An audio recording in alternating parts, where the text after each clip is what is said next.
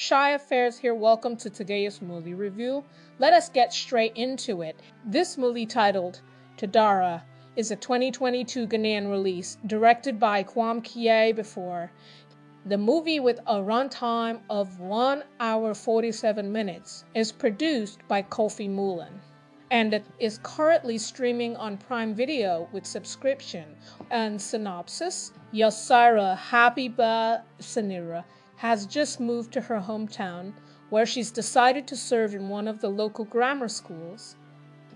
She meets with Jamil Anthony Wood, who practically falls in love with her at first sight. Things aren't particularly going as Yasira had envisaged, as she is met with lots of obstacles at every turn. Will she succeed in her quest to enforce change? Is this mission impossible or mission accomplished?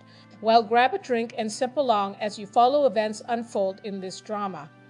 And by Tiek, straight up, this movie stressed me, lost count how many times I had to rewind to make sense of some parts. I am not even joking.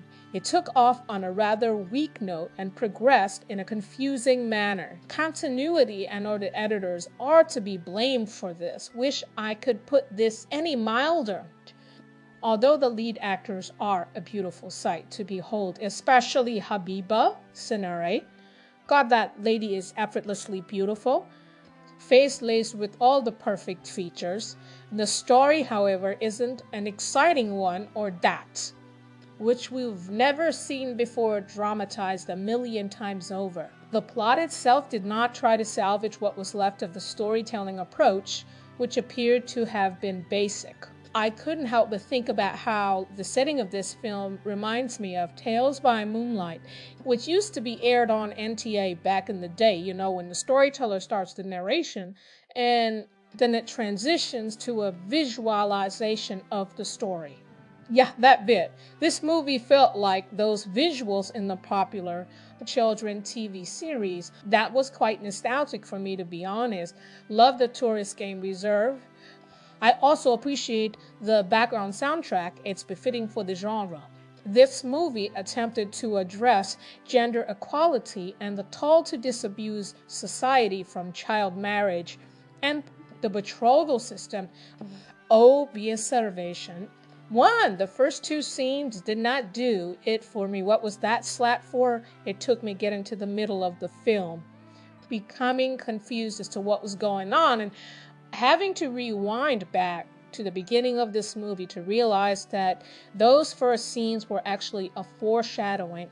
A simple editing could have indicated that and helped me in my misery too. How did Yasira suddenly become so much in love with Jamil also quickly when she made us believe initially that she was uninterested? This then made for some inconsistencies in the story. 3. Speaking of inconsistencies, there were scenes that just jumped right straight to the next, and you wonder, and if you, like me, have to rewind to see if you missed a thing.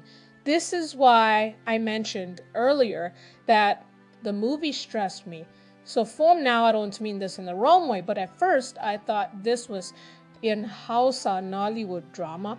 Because of the dress sense, Muslim names, and some other factors, still confusing, especially given the accent from Kofi Ajalolo and some others who often equally appear in Nollywood movies. It was only when Jamil's brother requested for 2 Ghana CDs that it dawned on me that it was a Nollywood movie, and the movie appeared to have lost track of Yavira moved to serve in her hometown in the first place, as it quickly dwelt and focused more on forced marriages and the fight for love.